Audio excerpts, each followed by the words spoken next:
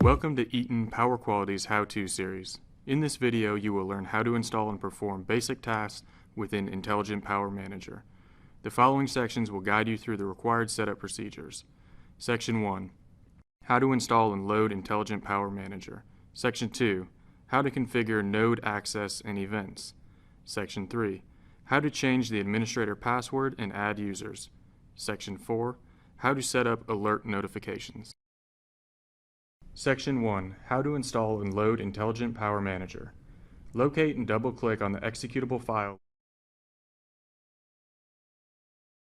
Click Yes to grant permission to launch the installation on the operating system. The welcome screen will appear. Click Next in order to begin the installation. The End User License Agreement must be read and accepted before you are able to proceed. After reviewing, click Accept. The default installation folder will be correct. Click Install to continue.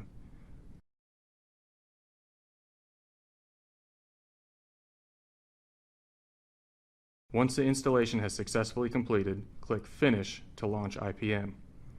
Enter the default username and password of admin in all lowercase letters, then click Login. IPM will provide a warning in order to let you know that the default password will need to be modified. Click OK. At this point, you have successfully installed and loaded IPM onto your computer. You will notice that IPM has generated 4 shortcuts in the Start menu.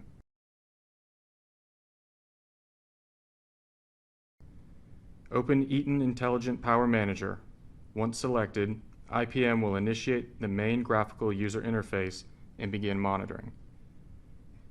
Stop Eaton Intelligent Power Manager. Once selected, IPM will stop or shut down in order for another installed application to be started. Only one application can operate at a time on a single PC, so a stopping feature was created to easily disconnect IPM. Examples of other software installations would include Intelligent Power Protector and UPS Companion. Start Eaton Intelligent Power Manager. Once selected, IPM will start up from a non-active state. This shortcut will act as a redundant method of starting IPM. Also serve as a tool for reactivating IPM from a stopped state. Uninstall Eaton Intelligent Power Manager. This shortcut will guide you through uninstalling the program. As Intelligent Power Manager opens for the first time, the Auto Discovery view will be displayed. In the Auto Discovery view, there are various options that can be used for scanning the subnet for node installations, including Quick Scan, Range Scan, Address Scan. In this video, we will focus on the Quick Scan option. You will learn more on the other options in the subsequent videos. IPM will conduct a scan for all Eaton installed products using its Quick Scan tool. The scan is based on the subnet of the machine that is hosting IPM. For example, our virtual machine address is 10.130.19.18 with the subnet being 10.130.19.1. The Quick Scan tool will search in the parameters of 10.130.19.2 through 10.130.19.255. If the node's IP address is within the subnet parameters, it will be added to the node list. If the node's IP address is not within the parameters, it will be skipped and not added to the parameters. Quick Scan will initiate each time IPM is opened. Once complete, all of the nodes detected will be shown in the node list. This feature will import the following types of equipment into IPM's node list for monitoring capabilities: network management cards, ePDUs, software installations such as UPS Companion, and other instances of Intelligent Power Protector and Intelligent Power Manager. Section 2. How to configure node access and events. The node list will display all of the nodes that were discovered during the scanning process. IPM will require access for each node in order to monitor. You will now enable the access for each node. This will allow IPM to push information back to the nodes to establish communication for monitoring. First, we will add the Access column to the node list functions. Hover the mouse over any of the headers in order to engage a drop-down menu. Click on the drop-down arrow provided in order to open the menu. Hover the mouse over the column option. locate the Access option and place a check mark in the box to the left. Once checked, the Access column will appear within the node list. The Access column will allow visibility to determine whether or not the nodes are linked correctly. Correctly linked nodes will generate a key icon, while the nodes that were linked incorrectly will generate an X over the key icon. In order to correct issues with the linkage, right-click on the node that you want to correct and click the option for Set Node Access Parameter. Enter the username and password for the nodes. Click Save. The node list will now display the key icon without the X in order to illustrate that access has been enabled. Section 3. How to change the administrator password and add users. Once IPM has been installed successfully, it is recommended to change the administrator password. First, locate the Views column on the left-hand side of the interface. Next, locate the Settings folder. Then, locate the User List option.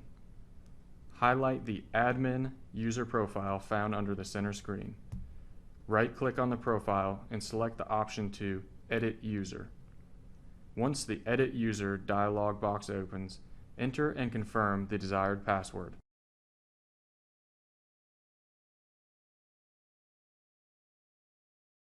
Click Save to continue. Users can also be added and granted either an administrative or basic level of permissions. First, locate the Views column on the left-hand side of the interface. Next, locate the Settings folder. Then, locate the User List option. Highlight the Admin User Profile found on the center screen. Right-click on the profile and select the option to Add User. Once the Add User dialog box opens, create a specific login ID for the user. Enter and confirm the desired password.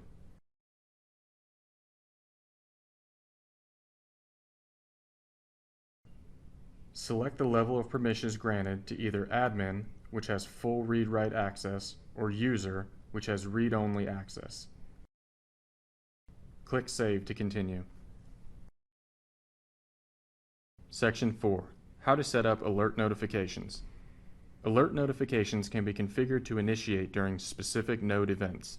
There are 3 types of alerts: email, command, such as an execute script program, notification, represents pop-up alert notification that can be set to the alarm box, which is available through the system tray icon. We will now set up email alert notifications for warning alarms and critical alarms. First, locate the Views column on the left-hand side of the interface. Next, locate the Settings folder. Then, locate the Actions option. Highlight the pre-configured email action located at the center of the Actions pane.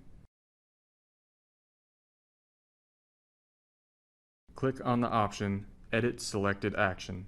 At this point, you will be able to configure email notifications to send daily reports detailing warning notifications from the specific day. We will start by selecting the event categories, which the generated email will be based on. Click on the pencil icon next to Event Categories. A dialog box will open and provide options for selecting event categories. Click the All Events box and then click Save to continue. Next, we will set up the criteria for email notification. Action Active. Click the box on the right to place a check mark. Action Name. Create a name for the specific action, for example, Daily System Warnings. Event Criticalities. Only select the yellow exclamation icon box. From View. Select all views in order to encompass all areas for alerts. Action Type. Select Email. Define the SMTP server by entering the server information. Enter the login and password information. Recipient. Enter the name of the person that will receive the email. The email subject and message will be populated based on the device that triggers the alarm. Set Digest to every day. Click Save to continue.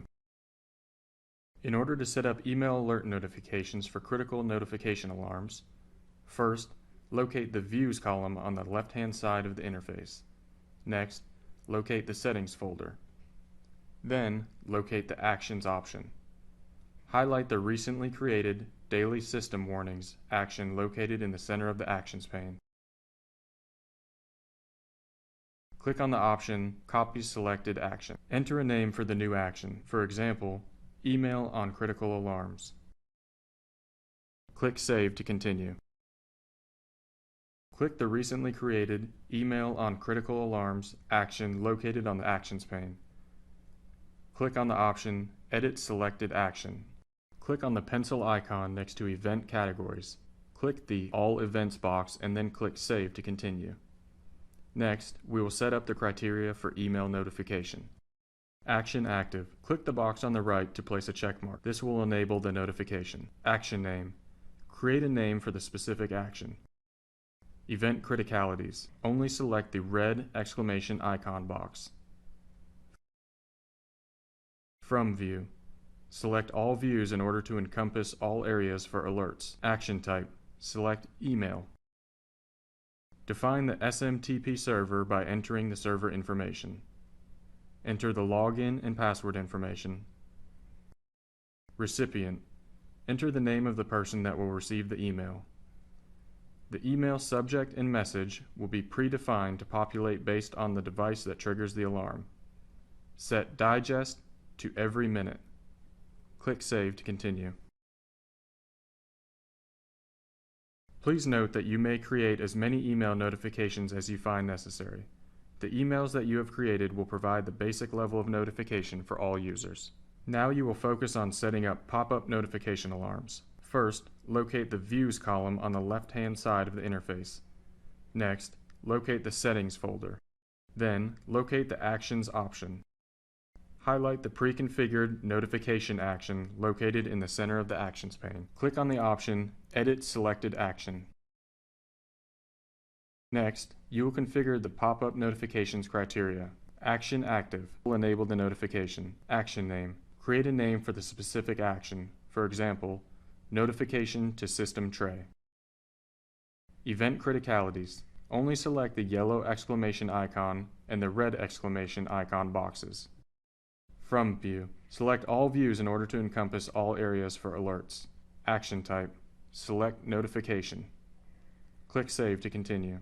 Please note that if you have an unmonitored server installation, you will need to uncheck the box labeled Action Active. If the installation is unmonitored, no one would see the notifications, so they will not need to remain active. This concludes Level 1, Basics of Intelligent Power Manager from Eaton Power Quality's How-To series. In this video, we have covered installing Intelligent Power Manager, configuring nodes, changing the administrator password, and setting up alert notifications.